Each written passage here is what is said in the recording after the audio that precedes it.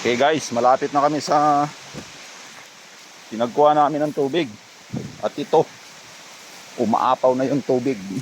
Walang tubig to, talagang lupa at saka bato lang yung makikita nyo, buhangin.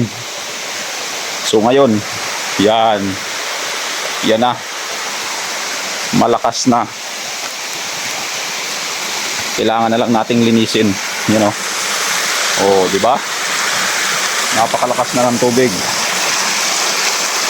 So maraming salamat sa biyaya ng kalikasan. Yan, oh. Yan, may tubig na.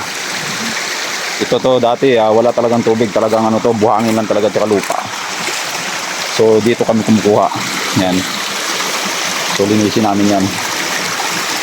Yan, ang lakas. Oh. Okay, ang lakas na ng tubig. Wala na tayong problema ngayon sa tubig, guys. So, linis time. Repair tayo ng ating water line, mga loads. Kasi malakas na yung tubig. So, ito, naayos na natin. Kasi 4 na buwan tayo na naghihirap sa tubig. So, ngayon, mayroon na. Dulot ng malakas na bagyo. So, binigyan tayo ng tubig.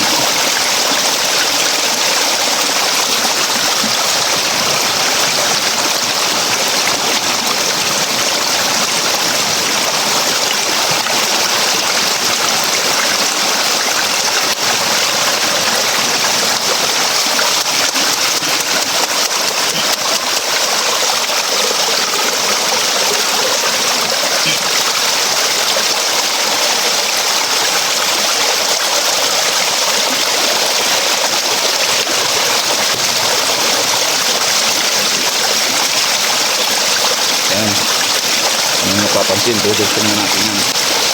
Kakabit na natin.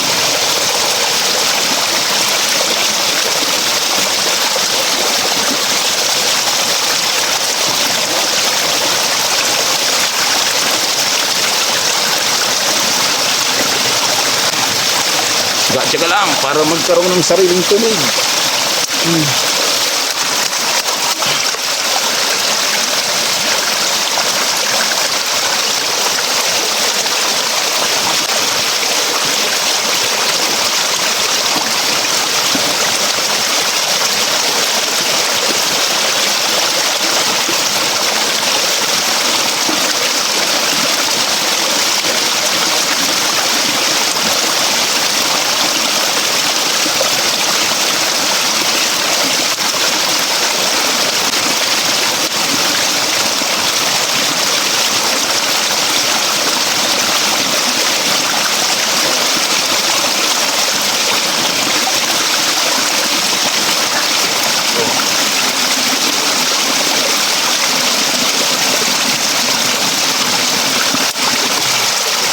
So yan, nakabit na natin.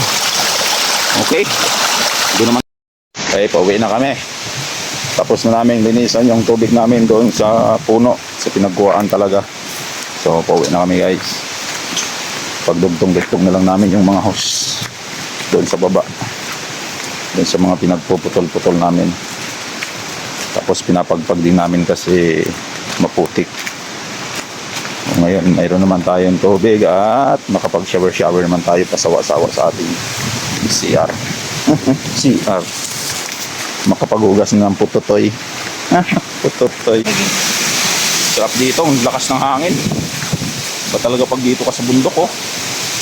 Sariwang hangin. Ang iyong malalanghap. Sariwang hangin.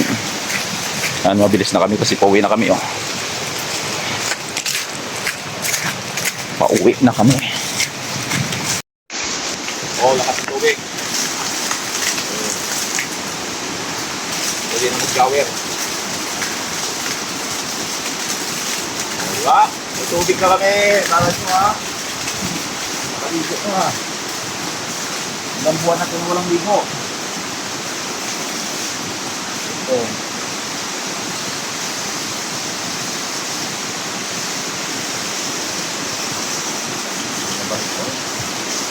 Pinit sa tubig. Ano? Nakakabalik pa. akong bumalik. Sa bundok.